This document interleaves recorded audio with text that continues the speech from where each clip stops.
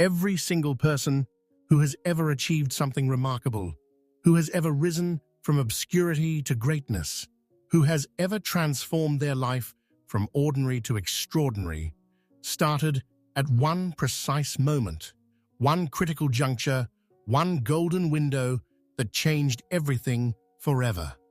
That moment, that window, that turning point is what we're exploring today in this deep dive into one of the most powerful self-improvement philosophies ever written. And I promise you, by the time we finish this journey together, you'll never look at opportunity the same way again. Let me paint you a picture that will shake the very foundation of how you see your life right now.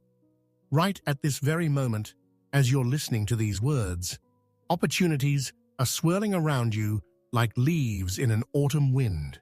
Some small, some massive, some obvious, some hidden, but all of them carrying the potential to completely transform your destiny. The tragedy isn't that opportunities don't exist. The tragedy is that most people walk right past them, blind to their presence, deaf to their calling, numb to their gentle knock on the door of possibility. Orison Swett Marden understood something that separates those who achieve greatness from those who live lives of quiet desperation, and that understanding forms the bedrock of this transformative philosophy. He recognized that success isn't about waiting for the perfect moment. It's about recognizing that the perfect moment is now. It's about understanding that opportunity doesn't arrive announced with trumpets and fanfare. It arrives disguised as hard work, as challenge, as difficulty, as that uncomfortable thing you've been avoiding. Think about this for a moment. Really let it sink in deep into your consciousness. Every single successful person you admire, every entrepreneur who built an empire, every artist who created masterpieces, every leader who changed the world, they all had one thing in common. They recognized their hour of opportunity when it arrived, and more importantly, they had prepared themselves to seize it with both hands and never let go. The philosophy we're exploring today isn't some abstract theory that sounds nice but has no practical application. No, this is a battle-tested, proven approach to life that has transformed countless individuals from dreamers into doers, from wishers into achievers, from spectators into players in the grand game of life. And the beautiful thing, the absolutely magnificent thing, is that this philosophy is available to anyone, regardless of where you're starting from, regardless of your past failures, regardless of how many times you've fallen short before. Let's start by understanding what opportunity really means, because most people have it completely backwards. They think opportunity is something external, something that happens to them, like winning the lottery or being discovered by someone important. But here's the truth that will set you free. Opportunity isn't something that happens to you. Opportunity is something you create, something you attract, something you prepare for with such dedication and intensity that when it arrives, you're ready to transform it into reality. Marden's philosophy centers on a profound truth that most people spend their entire lives never understanding. The hour of opportunity isn't some distant future moment when conditions will be perfect, when you'll have more time, more money, more knowledge, more connections. The hour of opportunity is right now, this present moment, with all its imperfections, with all its challenges, with all its limitations. The question isn't whether opportunity will come. The question is whether you'll be ready when it arrives. Consider the story of a young man who worked in a small print shop, day after day, setting type, running presses, doing the unglamorous work that nobody noticed or celebrated. Most people in his position would have seen it as just a job, just a way to pay bills, just something to endure until something better came along. But this young man saw something different. He saw every moment as an opportunity to learn, to improve, to master his craft, to understand every aspect of the printing business from the ground up. While others complained about the long hours and the tedious work, he studied, he observed, he asked questions. He volunteered for the jobs nobody else wanted because he understood something profound. He understood that preparation and opportunity are two sides of the same coin. And when they meet, magic happens. Years later, when a chance arose to start his own printing business, he wasn't lucky. He was ready. The opportunity had always been there, but he had made himself capable of seizing it. This principle applies to every single area of life. And I want you to really absorb this because it's going to change how you approach every single day. Whether you're working in an office, studying in school, starting a business, pursuing an art, or navigating relationships, the fundamental principle remains the same. Your current circumstances, no matter how humble or challenging, are not obstacles to your success. They are the training ground for your success. Every difficulty you face is actually an opportunity in disguise, an opportunity to develop strength, resilience, creativity, and resourcefulness. Every boring task you're assigned is an opportunity to demonstrate excellence, to build a reputation, to develop discipline. Every person you meet is an opportunity to learn, to connect, to add value, to create possibilities that didn't exist before. But here's where most people get tripped up. Here's where the difference between success and mediocrity becomes crystal clear. Most people approach their current circumstances with resentment, with the attitude that they deserve better, that they're above their current position, that they're just marking time until their real life begins. This attitude is poison. It's the death of opportunity. It's the guarantee that when real chances arrive, you won't be ready to take advantage of them.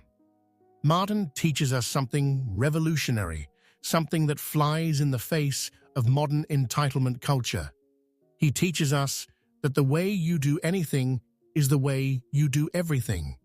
If you do mediocre work in your current position, telling yourself it doesn't matter because it's not your dream job, you're developing the habit of mediocrity.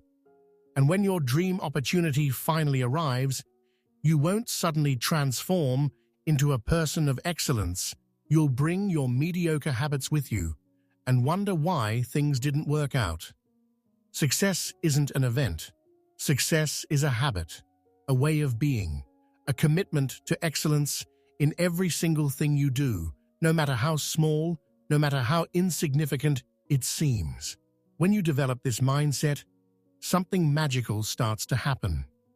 Opportunities that were invisible before suddenly become visible. Doors that seemed locked suddenly open. People who could help you suddenly appear in your life. It's not luck. It's not magic. It's the natural result of aligning yourself with the principles that govern success.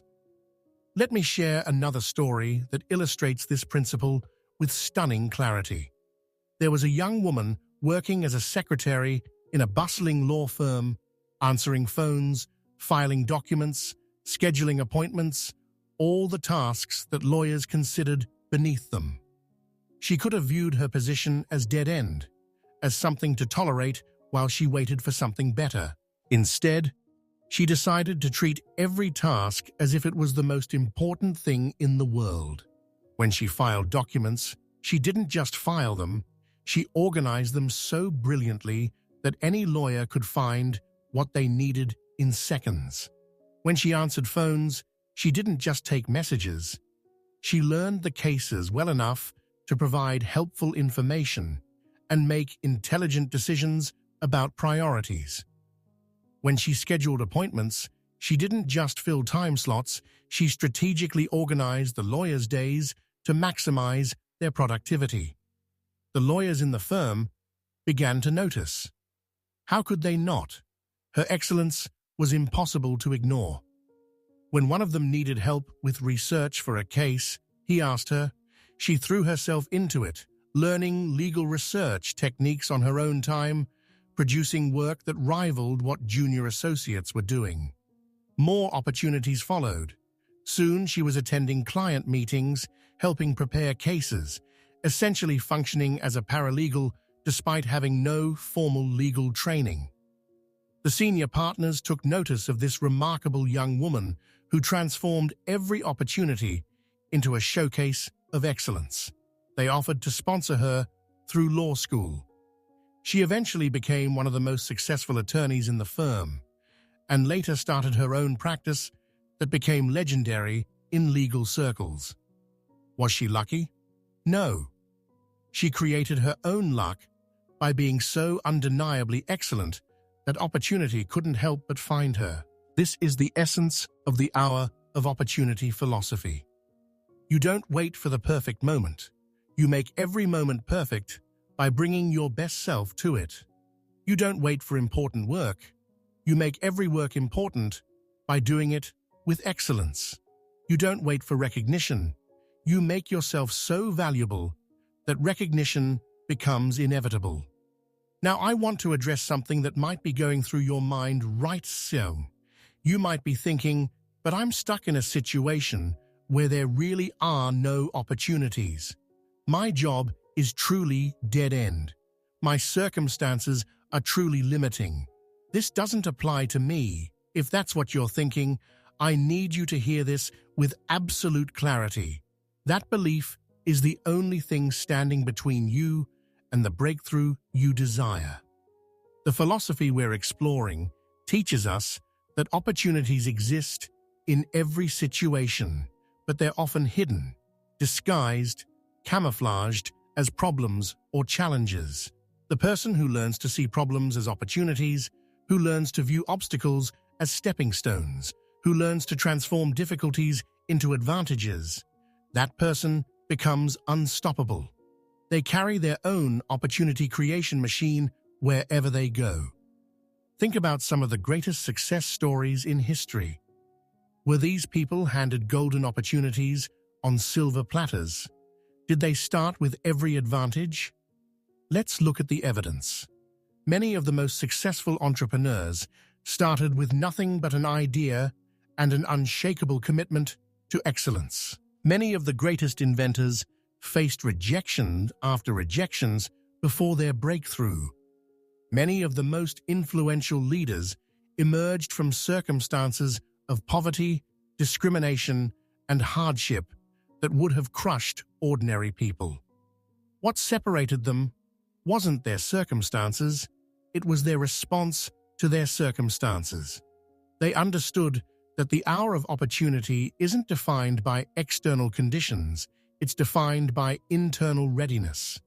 They understood that you can't control what life throws at you, but you have absolute control over how you respond to what life throws at you. This brings us to a crucial aspect of this philosophy that Marden emphasized with passionate intensity. Preparation is not something you do when opportunity appears. Preparation is what you do before opportunity appears, so that when it arrives, you're ready to transform it into reality. This is where most people fail. They want the success, they want the breakthrough, they want the transformation, but they're not willing to put in the unsexy, unglamorous, often tedious work of preparation. Imagine a farmer who wants a harvest but refuses to prepare the soil, plant the seeds, water the crops, and pull the weeds. Ridiculous, right? Yet this is exactly how most people approach their lives. They want the harvest of success without doing the work of preparation. They want opportunities to recognize them without making themselves recognizable. They want doors to open without developing the skills that would allow them to walk through those doors. The philosophy of the hour of opportunity teaches us that every moment you're not actively preparing, you're actively falling behind. Not because the world is particularly harsh or unfair, but because someone else out there is preparing. Someone else is developing their skills. Someone else is positioning themselves for the opportunities that will come. When those opportunities arrive, they'll go to the people who are ready, not to the people who wish they were ready. Let me give you a concrete example of how this plays out. Two young men work at the same company doing similar jobs. Both dream of advancement. Both want to move into management. Both believe they deserve more than they currently have. But their approaches couldn't be more different. The first young man does his job adequately, nothing more, nothing less. He complains about his situation to anyone who will listen. He spends his free time on entertainment and distraction. When asked to take on extra responsibilities, he declines, saying he's not paid enough to do more than his job description requires. He believes the company should recognize his potential and promote him based on his obvious intelligence and capability. The second young man does his job with excellence, treating even the smallest tasks as if they matter. He volunteers for projects that will stretch his abilities. He arrives early and stays late, not to kiss up to management, but because he's genuinely committed to learning everything he can about the business. He spends his free time reading books about management, leadership, and business strategy. He observes how successful managers operate and models their behaviors. He builds relationships across departments, understanding that success is rarely a solo endeavor. 3 years pass. A management position opens up. Who do you think gets the promotion? The choice is obvious to everyone except the first young man, who is shocked and outraged when he's passed over. He complains that the system is rigged, that it's not what you know, but who you know, that he never had a chance. He doesn't understand that he didn't lose the promotion when it was announced. He lost it in the 3 years of choices he made leading up to that moment. The second young man wasn't lucky, he was ready. He had recognized that his hour of opportunity would come eventually, he just didn't know exactly when. So he prepared as if it could arrive at any moment.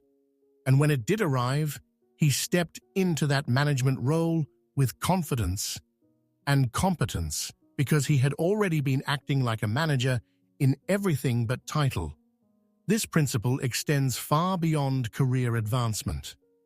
It applies to relationships, to health, to personal growth, to every area where you desire improvement or success. If you want a great relationship, you don't wait until you meet the perfect person to become the kind of person who could sustain a great relationship.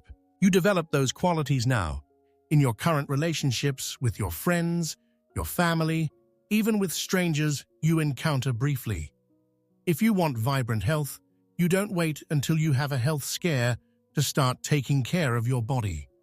You develop healthy habits now when they feel optional, so that when maintaining your health becomes critical, those habits are already deeply ingrained. If you want financial abundance, you don't wait until you earn more money to start managing money well. You develop excellent financial habits with whatever you have now, however modest, so that when larger sums flow through your life, you have the wisdom and discipline to handle them properly. This is the essence of Marden's teaching about the hour of opportunity. The opportunity is always now. The preparation is always now. The moment to start is always now. There is no better time, no more convenient time, no more perfect time. There is only now. And what you choose to do with now determines what your future will look like. But preparation alone isn't enough, and this is another critical aspect of this philosophy that we must explore. You also need vision.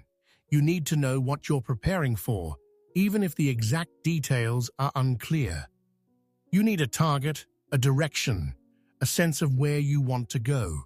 Without vision, preparation becomes aimless activity that leads nowhere in particular. Marden taught that successful people are always vision-driven. They have a clear picture of what they want to achieve, who they want to become, what they want to create in the world. This vision acts like a magnet, attracting opportunities that align with that vision while filtering out distractions that don't serve it. When you have clear vision combined with diligent preparation, you become a force of nature that opportunities can't help but find. Think about it this way. If someone told you they wanted to take a journey, but they didn't know where they wanted to go, what advice could you possibly give them? Any direction is as good as any other if you don't know where you're headed. But if someone tells you they want to reach a specific destination, suddenly you can give concrete advice. You can suggest routes. You can help them prepare appropriately. You can warn them about obstacles they'll face. The same is true for your life journey. If you don't know where you want to go, if you don't have a vision for what you want to create, then you're just wandering. And wandering rarely leads to anywhere worth going. But when you have clear vision, when you know what you're working toward, every decision becomes easier. Every opportunity becomes valuable based on whether it moves you toward or away from your vision. Now, here's something fascinating about vision that most people don't understand. Your vision doesn't have to be perfectly clear from the beginning. It doesn't have to be carved in stone, unchangeable and rigid. Your vision can evolve as you grow, as you learn, as you discover new possibilities.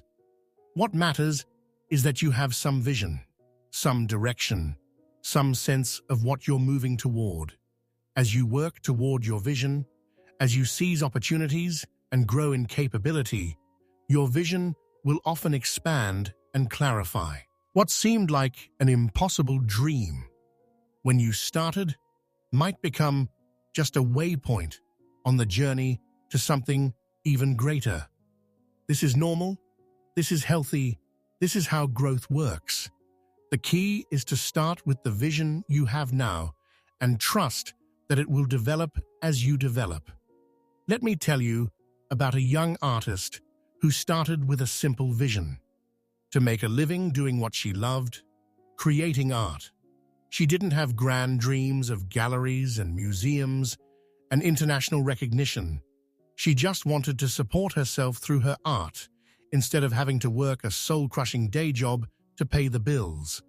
That vision was enough to guide her decisions and focus her efforts. She started by selling small pieces at local markets. Every sale was a victory, proof that her vision was possible. She reinvested every dollar she made back into her art: better materials, better tools, better training. She treated every piece she created as an opportunity to improve her craft, to develop her unique style, to build her skills. She didn't just create and hope people would notice. She studied marketing and business. She built relationships with gallery owners. She showed up consistently at venues where art buyers gathered. She volunteered to create pieces for charity auctions, understanding that visibility was as important as capability. She wrote about her creative process, sharing her journey in ways that connected with people emotionally. As her skills grew, as her reputation built, as her network expanded, her vision expanded too. She began to dream of having her own gallery show, then of teaching workshops to share her knowledge with emerging artists, then of creating a signature style that would be recognized instantly. Each expanded vision was built on the foundation of the previous one. Each was made possible by the preparation and opportunity seizing that came before. Today, her work hangs in collections around the world. She's become a recognized name in her field.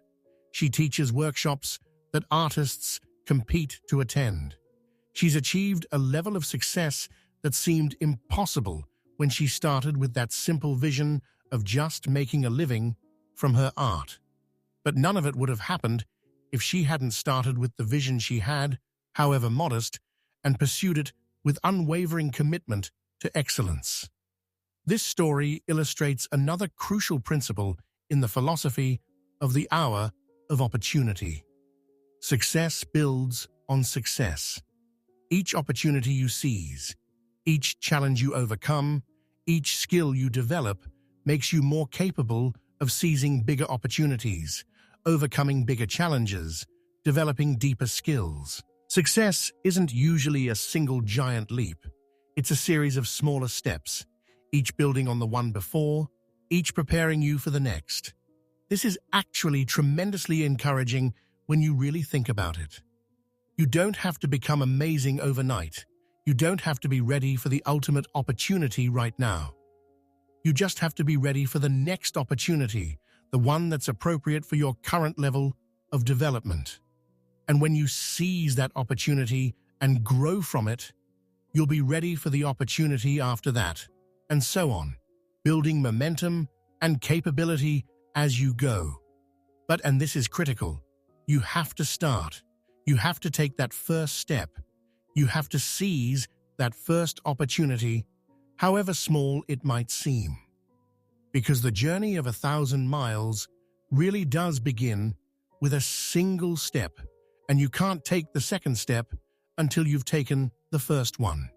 Marden emphasized this point with particular passion because he saw so many people paralyzed by perfectionism, by the belief that they weren't ready yet, that they needed more preparation, more knowledge, more resources before they could begin. This is a trap, a comfortable prison that keeps you safe from failure, but also safe from success. Yes, preparation is important. We've talked extensively about its critical role. But preparation without action is just procrastination with a respectable name. At some point, you have to step out of the preparation phase and into the action phase. You have to take your prepared self and test it against reality. You have to seize the opportunities that are available to you now, not wait for perfect opportunities that may never come. Here's a liberating truth that will set you free from perfectionism. You will never feel completely ready. Never. No matter how much you prepare, no matter how much you learn. When the moment comes to take action, there will always be a voice in your head saying you're not ready yet, that you need more time, more knowledge, more resources. That voice is fear dressed up as prudence, and you must learn to recognize it and act anyway. Every successful person who has ever lived has had to face this fear, has had to take action before they felt completely ready, has had to step into uncertainty with incomplete preparation. The difference between them and the vast majority who never achieve their potential isn't that they didn't feel the fear, it's that they acted despite the fear. This connects to another powerful aspect of Marden's philosophy, the understanding that opportunities often come disguised as challenges, difficulties, or problems. Most people run from difficulties. They avoid challenges. They try to find the easy path. But the philosophy of the hour of opportunity teaches us that difficulties are often doorways to opportunities, if you're willing to walk through them instead of running away. Think about the people you most admire, the ones who have achieved remarkable things. What do their stories have in common? Almost universally, they faced significant obstacles and challenges. They dealt with rejection, failure, hardship, setbacks, but they didn't let those difficulties define them or defeat them. Instead, they used those difficulties as fuel, as motivation, as opportunities to develop strength and resilience. There's a reason for this pattern that goes deeper than mere coincidence. Difficulties force you to grow in ways that comfort never could. Challenges demand creativity and resourcefulness. Obstacles require persistence and determination. When you face difficulties and overcome them, you don't just solve the immediate problem. You become a stronger, more capable person who is ready for bigger opportunities. Conversely, if you spend your life avoiding difficulties, seeking only comfort and ease, you remain weak, underdeveloped, unprepared for the opportunities that could transform your life. This is why people who seem to have every advantage sometimes accomplish so little, while people who start with nothing sometimes accomplish so much. It's not despite their difficulties, but often because of them, that people become great. Let me share a story that perfectly illustrates this principle. A young man lost his job during an economic downturn. He was devastated, frightened, unsure how he would support his family. He could have seen this as pure disaster, as bad luck, as unfair treatment. And certainly, losing your job is genuinely difficult and stressful. But as the initial shock wore off, something shifted in his perspective. He realized that he had been unhappy in that job for years, stuck in a routine that was slowly crushing his spirit, too afraid to make a change because it provided security. The loss of that job, painful as it was, had freed him from a prison he didn't even realize he was in. He decided to use this forced pause as an opportunity to reassess his life and pursue what he really wanted to do. He had always been passionate about woodworking, creating furniture as a hobby in his spare time. Friends and family often encouraged him to sell his pieces, but he always dismissed it as impractical, something nice to think about, but not realistic. Now, with no job tying him down, he decided to give it a real try. He used his severance pay wisely, investing in better tools and materials. He created an online portfolio showcasing his work. He reached out to local interior designers and furniture stores. He offered to create custom pieces at reasonable prices to build his reputation.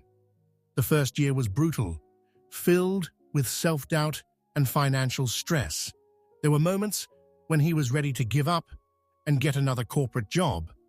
But he persisted, driven by a vision of building something meaningful, something that was truly his. He treated every piece he created as an opportunity to refine his craft, every customer as an opportunity to exceed expectations and generate word-of-mouth marketing. Slowly, steadily, his business grew. His reputation for quality and reliability spread. Interior designers began seeking him out specifically for projects. Furniture stores started featuring his pieces prominently. Within 3 years, he was earning more from his woodworking business than he ever had in his corporate job, and he was doing work he loved, work that filled him with pride and satisfaction. He later reflected that losing his job was the best thing that ever happened to him, even though it certainly didn't feel that way at the time. The difficulty that seemed like a disaster was actually an opportunity in disguise, a chance to break free from a safe but unsatisfying path and pursue something much more meaningful. This is the kind of perspective shift that the philosophy of the hour of opportunity encourages us to develop.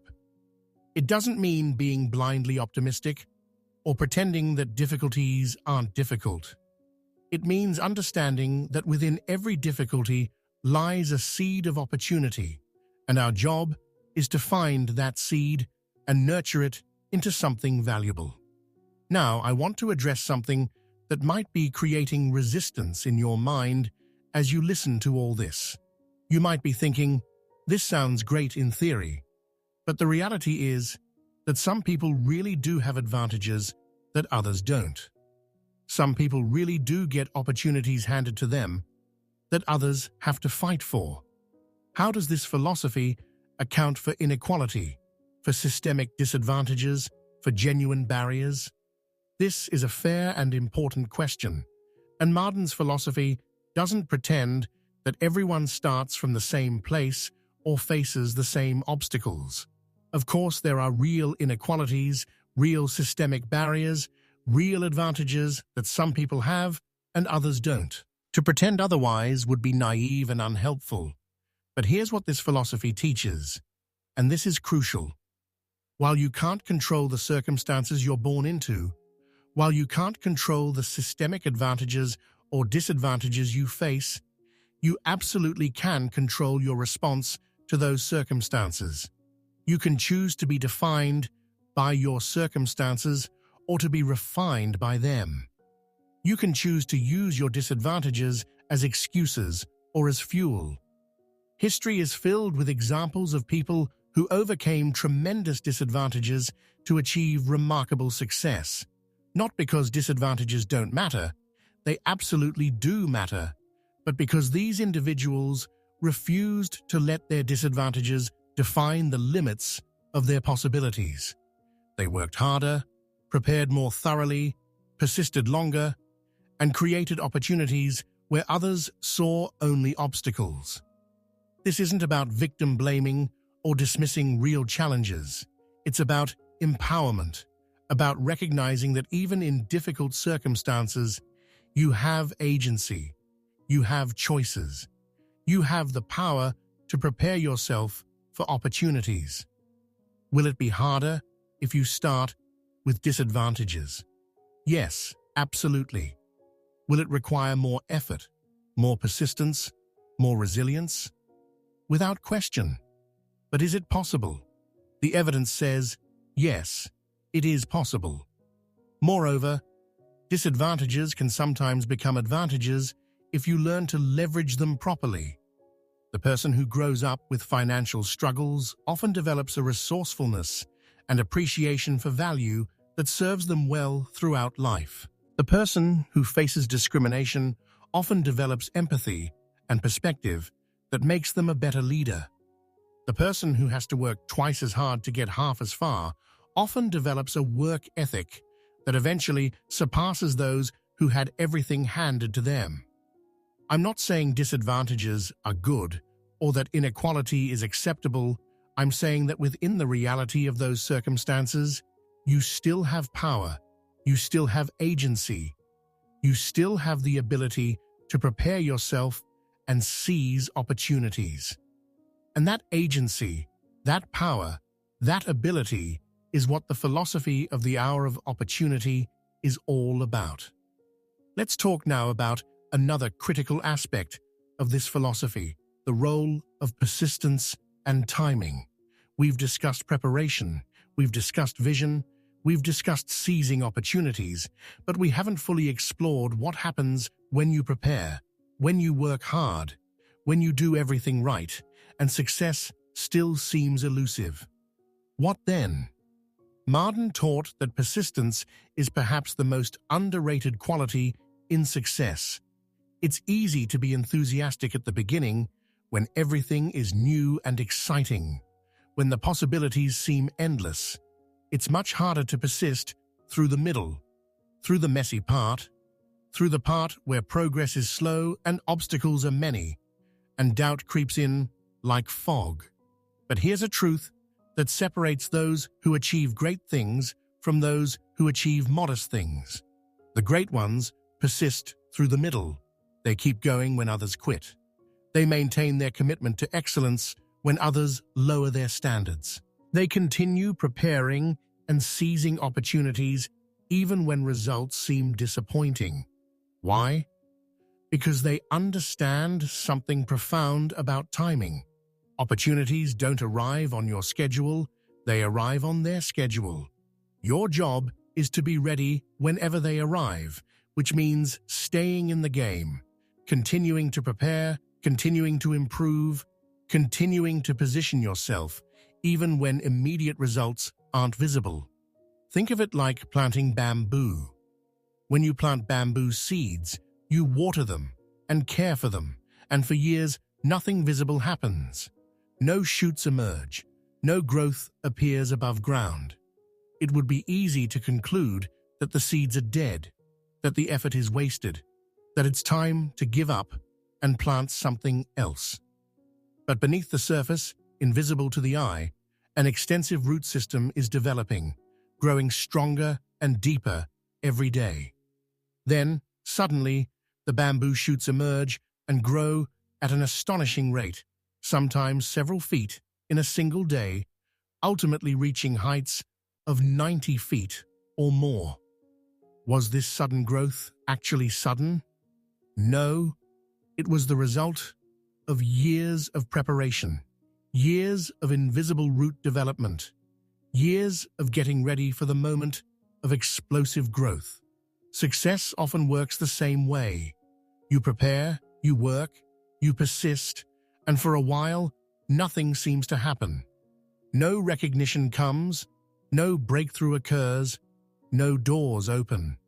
But beneath the surface, if you're doing the work, if you're continuing to develop your skills and seize small opportunities, your roots are growing, your capability is expanding, your network is building, your reputation is developing. Then, often when you least expect it, everything seems to happen at once. Opportunities that seemed impossible suddenly become possible. Doors that were closed suddenly open. People who ignored you suddenly pay attention. And from the outside, it looks like overnight success, like luck, like being in the right place at the right time. But you know the truth. You know about all those years of preparation, all that invisible root building that made the visible success possible. This is why persistence is so critical and why so many people fail just before their breakthrough. They give up during the invisible stage, before the roots are fully developed, before the timing is right for emergence. They conclude that their efforts are wasted because they can't see immediate results, not understanding that the most important results are often the ones you can't see yet. Marden tells us to trust the process, to keep doing the work, even when results aren't visible, to maintain faith that if you continue to prepare and continue to position yourself, your hour of opportunity will come. Not on your timetable, perhaps, but it will come, and when it does, you'll be ready. This brings us to another crucial element of this philosophy, the importance of maintaining the right mental and emotional state throughout your journey. Success isn't just about what you do, it's also about how you think and feel as you do it. The person who works grudgingly, resentfully, with constant complaints and negativity, even if they do technically good work, is sabotaging their own success in ways they don't realize. Opportunities are attracted to positive energy, to enthusiasm, to people who bring light rather than darkness into every situation. This isn't mystical thinking, it's practical reality. Think about your own experience. When you need help or advice, when you're looking to give someone an opportunity, who do you choose? The perpetually negative person who drains energy from every interaction, or the positive person who brings energy and enthusiasm to everything they do? The answer is obvious, and yet so many people sabotage themselves by cultivating negativity and wonder why opportunities pass them by. They don't understand that their attitude is actively repelling the very things they claim to want. They don't see that their pessimism, their complaints, their focus on obstacles rather than possibilities is creating a force field that pushes opportunities away. Marden emphasized the importance of cultivating what we might call an opportunity mindset, a way of thinking that sees possibilities where others see only problems, that sees solutions where others see only obstacles, that sees potential where others see only limitations. This mindset isn't about denying reality or pretending problems don't exist. It's about focusing your energy on what you can do rather than what you can't do, on what's possible rather than what's impossible. Here's a practical way to develop this mindset. Start paying attention to your self-talk, to the constant stream of thoughts running through your mind all day.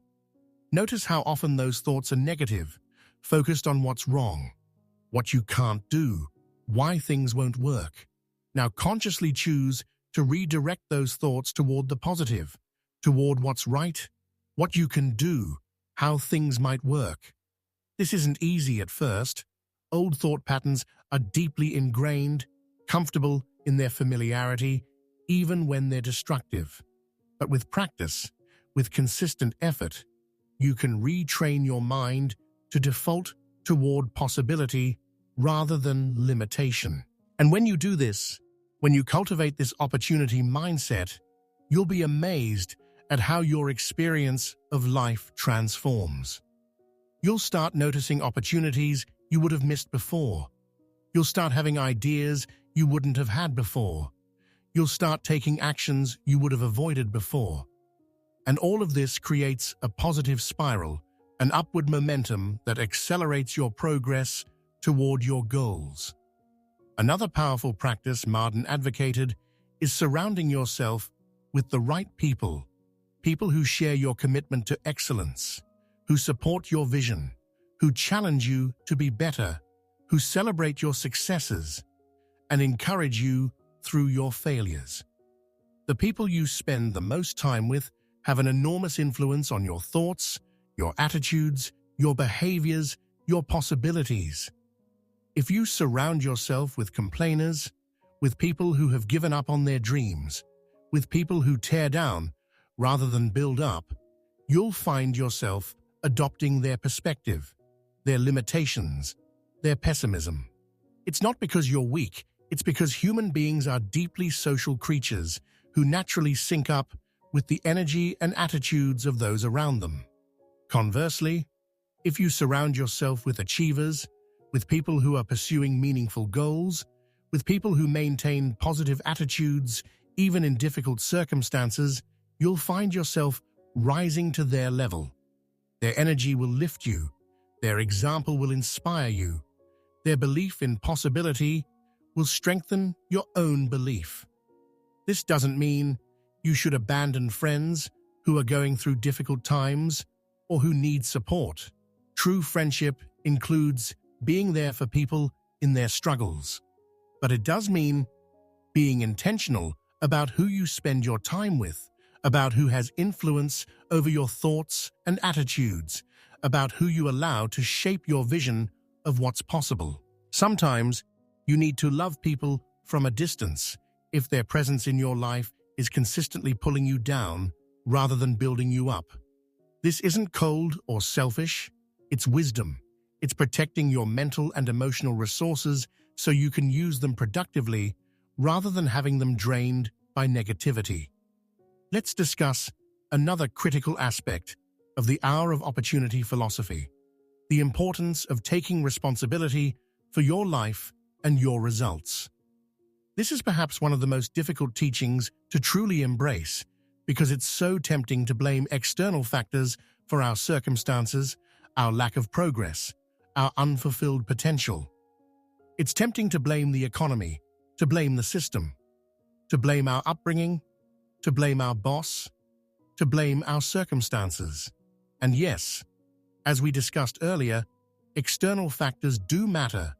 They do have real effects. But, and this is the crucial point, when you focus on what's outside your control, you give away your power. You position yourself as a victim of circumstances rather than as the creator of your life. Marden taught that true empowerment comes from radical responsibility, from accepting that while you can't control what happens to you, you absolutely can control how you respond to what happens to you. And your response determines your trajectory far more than your circumstances. Two people can face identical circumstances and end up in completely different places based entirely on how they respond to those circumstances. One sees obstacles and gives up. The other sees obstacles and gets creative. One blames external factors and stagnates. The other takes responsibility and grows. One waits for conditions to improve. The other improves themselves within their current conditions. Taking responsibility doesn't mean blaming yourself for everything or carrying guilt for circumstances beyond your control.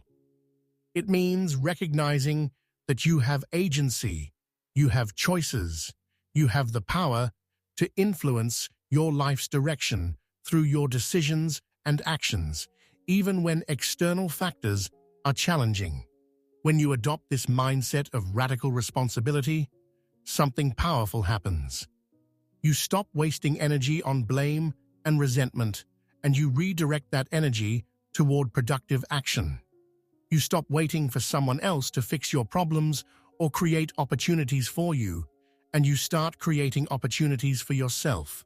You stop being a passenger in your own life and become the driver, choosing your direction, navigating obstacles, making decisions that align with your vision. This doesn't mean you do everything alone, that you refuse help, that you become isolated in your independence. Quite the opposite. Taking responsibility means recognizing when you need help and actively seeking it. It means building relationships and networks that support your goals. It means being humble enough to learn from others and wise enough to collaborate when collaboration serves your vision. But the key difference is this: you're the one taking action. You're the one making decisions. You're the one driving your life forward rather than waiting for someone else to do it for you. And this shift from passive to active, from victim to creator, from waiting to acting, this shift changes everything. Let me share a story that brings this principle to life in a powerful way. There was a young immigrant who arrived in a new country with almost nothing, limited language skills, no connections, no resources beyond the clothes on his back, and an unshakable determination to build a better life. He could have focused on everything working against him, and there was plenty to focus on. The discrimination he faced, the language barrier, the lack of opportunities for someone in his position, the loneliness of being far from family. Instead, he focused on what he could control. He could control his attitude, so he maintained relentless optimism. He could control his work ethic, so he outworked everyone around him. He could control his learning, so he studied the language every spare moment. He could control his relationships, so he was kind and helpful to everyone he met, building a reputation as someone reliable and trustworthy. He started with the humblest jobs imaginable, work that others looked down on, work that seemed to have no future. But he didn't view any work as beneath him. He viewed every job as an opportunity to demonstrate excellence, to learn something new, to prove his value. When he washed dishes, he washed them better than they'd ever been washed. When he swept floors, those floors gleamed. When he delivered packages, he did it with a smile and efficiency that customers remembered. His employers noticed. How could they not? In a world of mediocrity, excellence stands out like a lighthouse.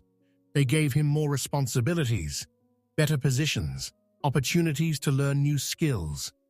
He saved every penny he could, living frugally, investing in his future rather than immediate gratification. He observed how businesses worked, asking questions, taking notes, preparing himself for the day when he might run his own business. Years passed. He moved from washing dishes to cooking to managing kitchens. He saved enough to start a small food cart. That cart became a small restaurant. That restaurant became several restaurants. Those restaurants became a restaurant empire. He became wealthy beyond what he'd imagined when he first arrived with nothing. But the wealth wasn't the point, or at least not the whole point. The point was what he'd become in the process, a person of tremendous capability, resourcefulness, resilience, and wisdom. He'd taken responsibility for his life in the most challenging circumstances imaginable, and by doing so, he'd created opportunities that others told him were impossible. Could he have succeeded if he'd focused on blame, on the unfairness of his circumstances, on all the reasons why success was unlikely. Could he have built an empire while waiting for someone to give him opportunities rather than creating his own? The answer is obvious. This story illustrates another crucial teaching in Marden's philosophy, the understanding that small actions compound over time into extraordinary results. Most people overestimate what they can achieve in a day or a week, and they underestimate what they can achieve in a year or a decade with consistent, focused effort. They want instant transformation, immediate breakthroughs, overnight success. And when they don't get it, when progress is slower than they expected, they become discouraged and quit.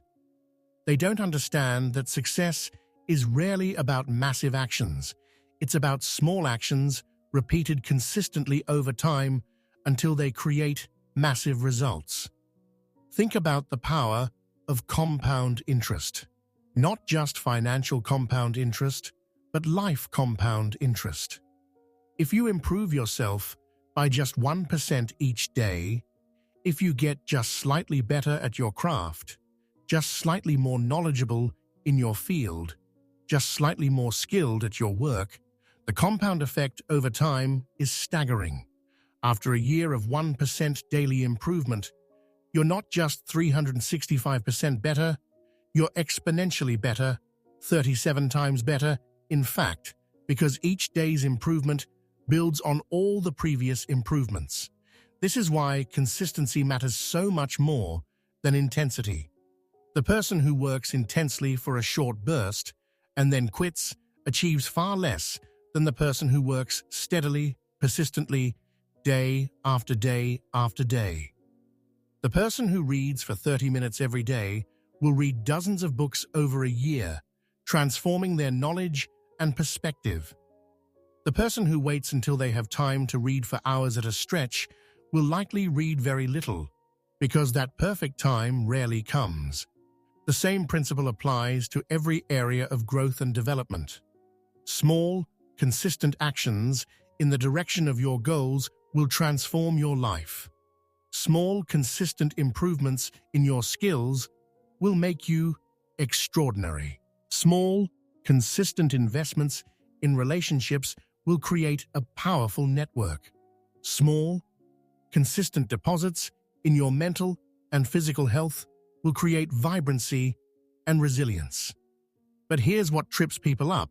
Small actions don't feel significant in the moment. Reading for 30 minutes today won't transform you today. Exercising for 20 minutes won't give you visible results today. Practicing your craft for an hour won't make you a master today. So people skip it, thinking it doesn't matter, thinking they'll do more tomorrow or next week, not understanding that it's precisely these small, seemingly insignificant actions that create extraordinary lives when done consistently. Marden understood this deeply and taught it with passion. He knew that the hour of opportunity isn't usually one dramatic moment. It's thousands of small moments where you choose excellence over mediocrity, where you choose growth over comfort, where you choose to do the work even when you don't feel like it. And those thousands of small choices compound over time until they create the person who is ready when big opportunities arrive. This connects to another powerful principle: the importance of doing your current work with excellence, even when, especially when, it's not your dream work. So many people are stuck in jobs they don't love, doing work that doesn't fulfill them, marking time until they can do what they really want to do. And in the meantime, they do mediocre work, telling themselves it doesn't matter because this isn't their real calling anyway. This is a catastrophic mistake, because how you do anything is how you do everything. If you practice mediocrity in your current position, you're developing the habit of mediocrity, and habits don't turn off like light switches. You can't be mediocre 40 hours a week and then suddenly become excellent when your dream opportunity arrives. Your habits will follow you. Moreover, Excellence has a way of opening doors that mediocrity never could. When you do exceptional work, even in a position that seems beneath your capabilities, people notice. Managers notice, colleagues notice, customers notice, and those people talk, they remember, they recommend, they create opportunities. There's an old saying that fits perfectly here: how you do the little things is how you'll do the big things. If you can't be trusted with small responsibilities, why would anyone trust you with large ones? If you don't bring excellence to mundane tasks, why would anyone believe you'd bring excellence to exciting projects? If you're not fully present and committed in your current role, why would anyone think you'd be different, in a better role? The philosophy of the hour of opportunity teaches us to bloom where we're planted, to bring our best selves to our current circumstances while preparing for future opportunities. Not one or the other, but both simultaneously. You honor your current commitments while building toward your future vision. You give your current work the excellence it deserves while developing the skills your future work will require. This dual focus, present excellence and future preparation, creates a powerful synergy that accelerates your progress in ways that focusing on just one or the other never could. Your current excellence creates opportunities and opens doors. Your future preparation ensures you're ready to walk through those doors when they open. Together, they create an unstoppable momentum toward your goals.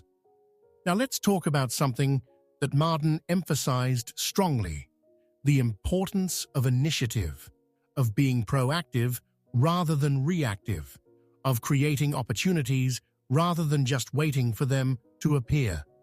Most people are fundamentally passive in their approach to life and opportunity. They wait to be told what to do, wait to be given opportunities, wait for permission to pursue their goals. But here's what successful people understand: the world rewards initiative. It rewards people who step up without being asked, who solve problems without being told, who create value without requiring constant direction and supervision. When you develop the habit of initiative, when you become someone who sees what needs to be done and does it without waiting for permission, you become invaluable. You become the kind of person that opportunities seek out. Initiative means different things in different contexts, but the core principle remains the same. It means taking action based on your own judgment, rather than waiting for someone else to direct you. In a work context, it might mean identifying a problem and proposing a solution rather than just complaining about the problem. It might mean volunteering for a challenging project rather than waiting to be assigned. It might mean staying late to ensure something is done right rather than leaving it half-finished when your shift ends. In personal development, initiative means taking responsibility for your own growth rather than waiting for someone to teach you. It means seeking out learning opportunities, finding mentors, reading books, taking courses, practicing skills, all without anyone telling you to do it. It means being self-directed in your development, treating your growth as your responsibility rather than someone else's job. In relationships and networking, initiative means reaching out to people rather than waiting for them to reach out to you. It means offering help before being asked. It means creating value for others without expecting immediate reciprocity. It means building relationships proactively rather than waiting for relationships to happen to you. The beautiful thing about initiative is that it creates a positive feedback loop. When you take initiative and it leads to good results, you gain confidence, which makes you more likely to take initiative again. Others see your initiative and trust you with more responsibility, which creates more opportunities to demonstrate initiative.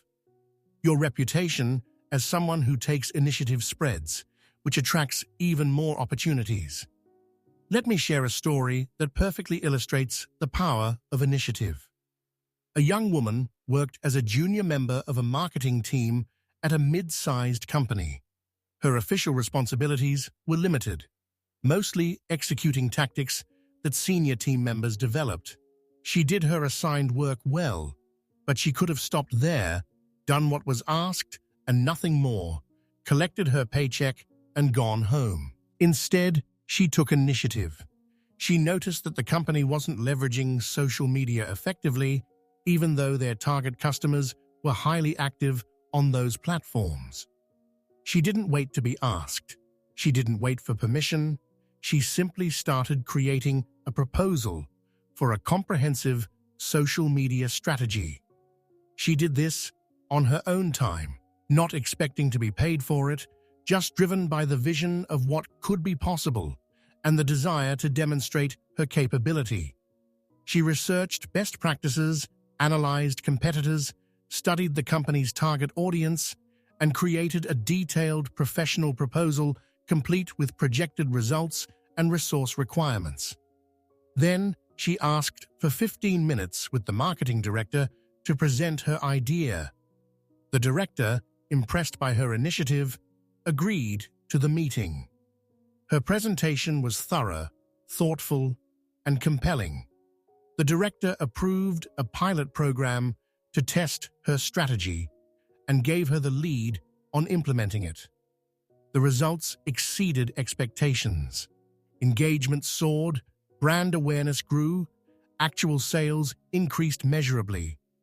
The company expanded the program and promoted her to manage it full-time with her own team. Within 2 years, she was the company's director of digital marketing, all because she took initiative on a project that nobody asked her to do. Could she have waited for someone to assign her that project? Sure, but that assignment might never have come, or it might have gone to someone else. By taking initiative, she created an opportunity that didn't exist before. She demonstrated capabilities that nobody knew she had. She positioned herself for advancement that wouldn't have been possible otherwise. This is the power of initiative. It doesn't just prepare you for opportunities, it creates opportunities. It makes you visible in ways that waiting and following orders never could. And here's the beautiful paradox. The more initiative you take, the more opportunities come to you without you having to create them, because you've built a reputation as someone who makes things happen. Marden taught that initiative is one of the most important differentiators between those who succeed greatly and those who succeed modestly or not at all. Technical skills matter, knowledge matters, but initiative, the willingness and ability to act without being directed, to see what needs doing and do it, to create rather than just respond, this quality multiplies the value of every other quality you possess. We need to talk now about something that makes many people uncomfortable, but is absolutely essential to understanding the hour of opportunity philosophy, the role of sacrifice and delayed gratification. We live in a culture that celebrates instant gratification, that encourages us to have what we want right now, that treats waiting or sacrifice as somehow oppressive or unfair. But here's an uncomfortable truth. Significant achievement requires significant sacrifice. Not suffering for suffering's sake, not deprivation as a virtue in itself, but the willingness to give up immediate pleasures for future gains, to invest today for tomorrow's returns, to delay gratification in service of larger goals. Every hour you spend preparing for your future is an hour you're not spending on entertainment or leisure. Every dollar you invest in your growth is a dollar you're not spending on immediate consumption. Every social event you skip to work on your goals is a trade-off between present pleasure and future possibility. These are real sacrifices, and pretending otherwise doesn't serve anyone. The question isn't whether you'll make sacrifices, the question is what you'll sacrifice for. Because make no mistake, you're sacrificing something regardless. If you sacrifice future possibilities for present pleasures, you're still sacrificing. You're just trading long-term fulfillment for short-term gratification. And that trade, made repeatedly over years, compounds into a life of unrealized potential and regret. Marden taught that successful people become comfortable with delayed gratification. They develop the ability to make short-term sacrifices for long-term gains, to invest in their future even when their present is demanding immediate attention. This isn't about being miserable, it's about being strategic, about understanding that the discomfort of discipline is far less painful than the regret of wasted potential. Think about it practically. If you want to build a successful business, you might need to sacrifice years of stable income and work far more hours than a regular job requires. If you want to master a skill, you might need to sacrifice thousands of hours that could have been spent on entertainment or leisure.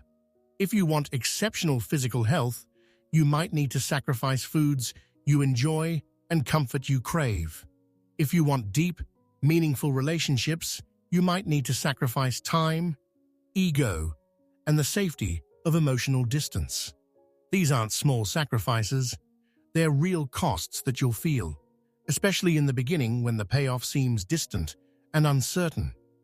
This is why most people don't achieve exceptional results, not because they couldn't, but because they're unwilling to make the necessary sacrifices, or they start making them but give up when the cost becomes uncomfortable. But here's what makes sacrifice bearable, even beautiful.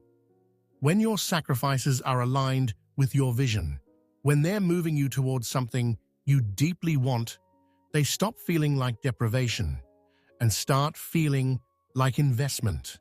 You're not giving something up, you're trading up, exchanging lesser things for greater things, present pleasures for future fulfillment. Moreover, the capacity to delay gratification, to make sacrifices for future gains, this capacity is like a muscle that grows stronger with use. The first sacrifices are the hardest, but each one you make successfully makes the next one easier. Eventually, delayed gratification becomes a habit, a part of who you are, and the struggle diminishes even as the sacrifices continue. There's also something deeply satisfying about knowing you're investing in yourself, about knowing that your current choices are building your future capabilities and possibilities. Even when it's difficult, even when you're tired or discouraged, there's a profound sense of self-respect that comes from staying true to your commitments and continuing to make the sacrifices your vision requires. Let's explore another dimension of the hour of opportunity philosophy that Marden emphasized, the importance of learning from failure and setback. In a culture obsessed with success stories and highlight reels, failure has become something to hide, to be ashamed of, to avoid at all costs. But this attitude toward failure is itself a massive failure because it prevents people from taking the risks necessary for significant achievement. The truth is that failure is not the opposite of success. It's part of the path to success. Every successful person has failed repeatedly, sometimes spectacularly. The difference is that they didn't let failure define them or defeat them. They learned from it, adjusted their approach, and kept moving forward. They understood that failure is feedback, information about what doesn't work, guidance toward what might work better. When you avoid failure at all costs, when you only take actions where success is guaranteed, you limit yourself to tiny steps, to safe choices, to modest results. You can't achieve anything significant without risking failure, because significant achievement requires venturing into uncertainty, trying things that haven't been proven, pushing boundaries that might push back. Marden taught that the real tragedy isn't failing. It's failing to try, failing to take the risks that could lead to breakthrough, failing to step out of comfort and safety into possibility and potential. The person who never fails is the person who never stretches beyond what they already know they can do. And that person, however comfortable and safe, is stagnating rather than growing. But it's not enough to simply accept failure as inevitable. You need to extract value from it, to learn from it, to let it make you better rather than bitter. This requires a particular mindset toward failure, one that sees it as information rather than as identity, as feedback rather than as final judgment. When something doesn't work, instead of asking, "Why am I such a failure?" ask, "What can I learn from this? What went wrong? What could I do differently next time? What does this tell me about my approach, my assumptions, my methods?" Treat failure as a teacher rather than as an enemy, and you'll find that it has valuable lessons to offer. Please like and subscribe to Audiobook Library, as it really helps this channel grow and continue bringing you these transformative summaries that can change your life. Your support means everything and allows us to keep creating content that inspires, motivates, and empowers you to seize your own hour of opportunity. Some of the most valuable lessons you'll ever learn will come through failure, through trying something that doesn't work, through being humbled by your limitations, through discovering gaps in your knowledge or skills. These lessons, painful as they might be in the moment, are priceless if you're willing to receive them and apply them going forward. There's a famous story about Thomas Edison and his thousands of failed attempts to create a working light bulb. When asked about all those failures, he reportedly said he hadn't failed thousands of times. He had successfully discovered thousands of ways that didn't work. That reframe, from failure to learning, from defeat to progress, is the mindset that allows people to persist through setbacks that would crush ordinary commitment. The same principle applies to your journey. Every attempt that doesn't produce the results you wanted isn't a failure. It's data, it's information, it's learning that makes your next attempt more likely to succeed. As long as you're learning and adjusting, you're not failing. You're progressing, even if that progress doesn't look the way you expected it to look. This brings us to another crucial teaching about recognizing and responding to opportunity. Sometimes opportunities don't look like opportunities. They look like problems, or extra work, or inconvenient demands, or uncomfortable challenges. The person who can't see past the immediate appearance will miss opportunities that others with better vision will seize. Marden tells the story of opportunities that came disguised as additional responsibilities, as requests for help, as problems that needed solving. Most people, when given extra work or asked to help with something outside their job description, respond with resentment or resistance. They see it as an imposition, as unfair, as taking advantage. But the person with vision, with understanding of how opportunity works, sees something different.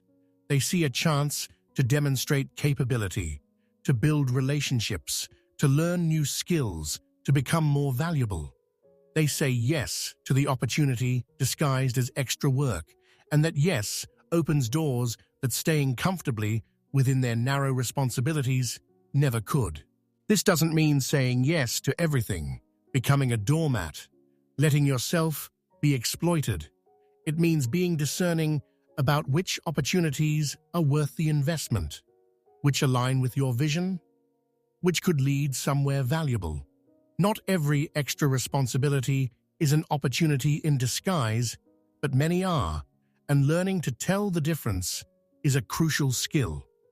The key question to ask is this: if I say yes to this, if I do this work with excellence, what doors might it open?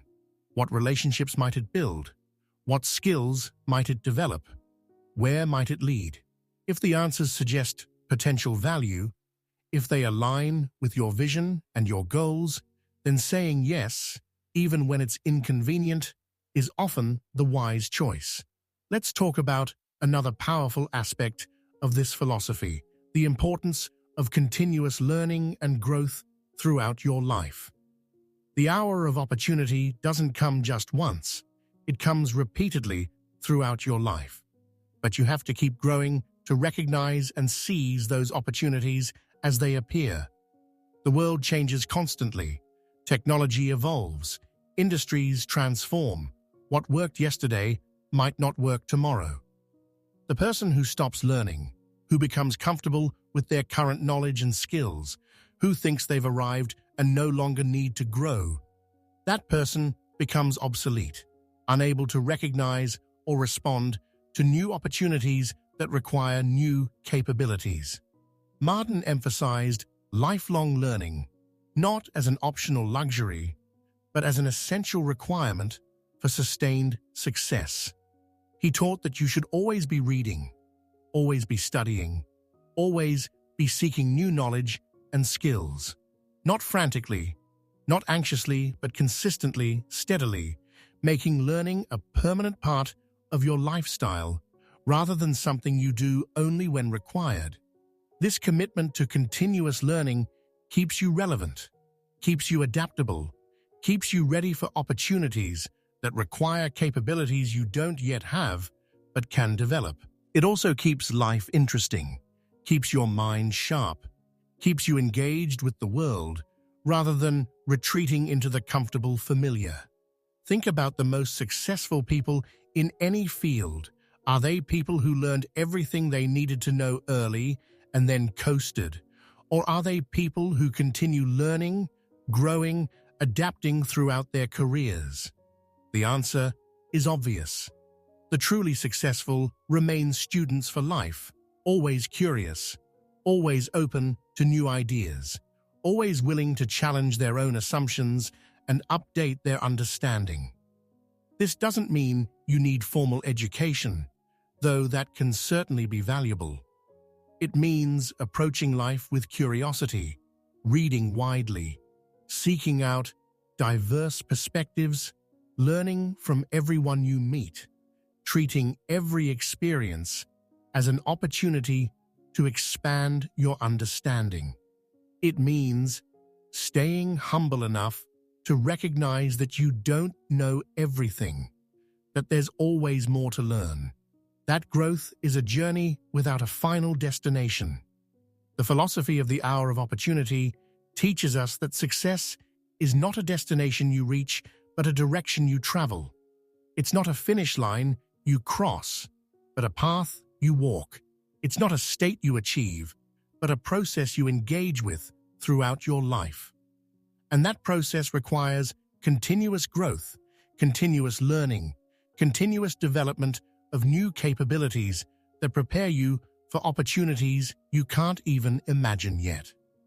As we near the end of our exploration of this profound philosophy, I want to bring everything together into a clear, actionable understanding that you can apply immediately to your own life, starting today, starting right now.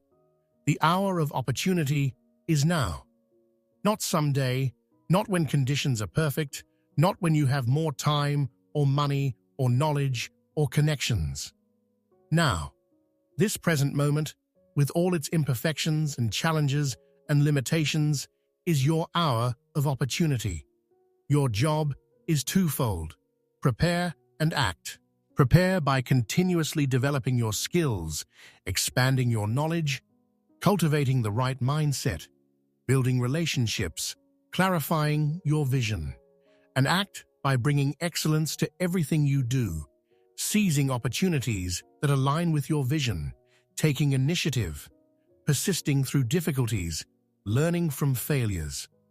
These aren't sequential steps where you finish preparing and then start acting. They're parallel tracks you walk simultaneously, preparing and acting, acting and preparing, each informing and strengthening the other, creating momentum that builds over time into breakthrough. The specific opportunities that come to you will be unique to your circumstances, your field, your vision. I can't tell you exactly what to watch for or precisely when to act, but I can tell you that if you commit to the principles we've explored, if you make them part of how you approach life, opportunities will find you, doors will open, possibilities will emerge that you can't yet imagine. You'll make mistakes, absolutely. You'll face setbacks, certainly. You'll experience disappointment, definitely. But these aren't reasons not to pursue your vision. They're part of the process of pursuing it. Every successful person has walked through fire, has faced doubt and fear and uncertainty, has questioned whether it was worth it. The difference is, they kept walking. Your past doesn't determine your future unless you let it. Your current circumstances don't define your possibilities unless you accept them as limits. Your failures don't make you a failure unless you stop trying. You have more power than you realize, more potential than you imagine, more opportunity than you see. But that power, that potential, that opportunity, they're worthless if you don't use them. And you can't use them tomorrow or next week or next year. You can only use them now, in this present moment, through the choices you make and the actions you take right now. So here's my challenge to you. What's one thing you could do today, right now, that would move you toward your vision? Not someday, not when conditions are perfect, but today, right now, with the resources and capabilities you have at this moment. What small step could you take? What small improvement could you make? What small opportunity could you seize? Do that thing. And then tomorrow, do another thing. And the day after that, another. Build momentum through consistent action. Develop capability through continuous learning. Create opportunities through excellent execution. Day by day, choice by choice, action by action. Transform yourself into the person who is ready when significant opportunities arrive. Remember that every person you admire started where you are, or worse, uncertain, unproven, with more dreams than achievements.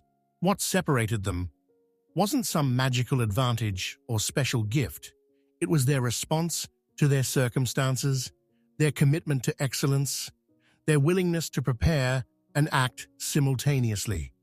You have everything you need to begin right now. You don't need permission from anyone. You don't need perfect conditions. You don't need guarantees of success. You need vision. You need commitment. You need action. And all of those are available to you in this moment. The hour of opportunity is striking right now. You can hear it if you listen, feel it if you pay attention, see it if you look with eyes trained to recognize possibility. The question isn't whether opportunity exists. It absolutely does. The question is whether you'll recognize it and seize it, or whether you'll let it pass by while you wait for something more obvious, more convenient, more certain. Life rewards action. It rewards preparation. It rewards those who bring their best selves to their current circumstances while building toward better circumstances. It doesn't reward waiting or complaining or wishing things were different. It rewards doing, becoming, creating. You are capable of far more than you've demonstrated so far. You have potential that you haven't yet tapped. You have opportunities available to you that you haven't yet seized. Not because you're inadequate, but because everyone, even the most successful people you admire, has untapped potential, unrealized possibilities. The difference between those who eventually realize their potential and those who don't isn't talent or luck or advantage. It's commitment. It's persistent action. It's the willingness to keep showing up day after day even when results are slow. even when progress is invisible, even when doubt whispers that it's not worth it. Make the commitment now, not a vague someday commitment, but a concrete, specific, immediate commitment to take action on your vision. Write down what you're committing to. Make it real. Make it specific. Make it something you can actually do rather than just wish for. And then, most importantly, follow through. Do what you said you'd do. Keep the promises you make to yourself. Build the self-trust that comes from consistent action, from choosing your vision over your comfort, from investing in your future, even when your present is demanding immediate attention. The philosophy we've explored today isn't complex or mysterious, but it is demanding. It requires more of you than coasting through life requires, more discipline, more effort, more courage. But the rewards, the fulfillment, the satisfaction, the achievement, the becoming who you're capable of being, these rewards are worth every bit of the cost. Your hour of opportunity is now. Strike while the iron is hot. Seize the moment while it's available. Take action while you have the chance. Tomorrow isn't promised. Perfect conditions won't come. All the pieces won't fall into place before you start. You start with what you have, where you are, and you build from there. Every day you delay is a day you'll never get back, an opportunity cost you can never recover. Not to pressure you with urgency, but to liberate you with truth. The best time to start was years ago. The second best time is right now. So start. Begin. Take that first step. Do that one thing. Make that small improvement. And then do it again tomorrow. And the next day, and the day after that. Let consistency become your superpower. Let persistence become your secret weapon. Let excellence become your signature. Build a life worth living. Create work worth doing. Become a person worth being. The hour of opportunity is striking. Can you hear it? It's calling your name, inviting you to step up, to step forward, to step into the person you're capable of becoming. Answer that call. Accept that invitation. Seize your moment. Because this isn't just philosophy. This isn't just inspiration. This is the truth about how success actually works, how lives actually transform, how dreams actually become reality. Through preparation, meeting opportunity, through excellence becoming habit, through vision becoming action. You have one life. This one precious life, filled with moments that will never come again, opportunities that won't wait forever, possibilities that depend on your choices. Make those choices count. Make them matter. Make them worthy of the potential you carry. Thank you for taking this journey with me through this powerful philosophy. If this message has resonated with you, if it's sparked something inside you, if it's helped you see your life and opportunities differently, please like and subscribe to Audiobook Library. Your support helps us continue creating content that can transform lives, that can inspire action, that can help people realize their potential. Every like, every subscription, every share helps us reach more people who need to hear this message, who are ready for their hour of opportunity. Now go, step into your hour of opportunity. It's waiting for you, and it's been waiting for far too long.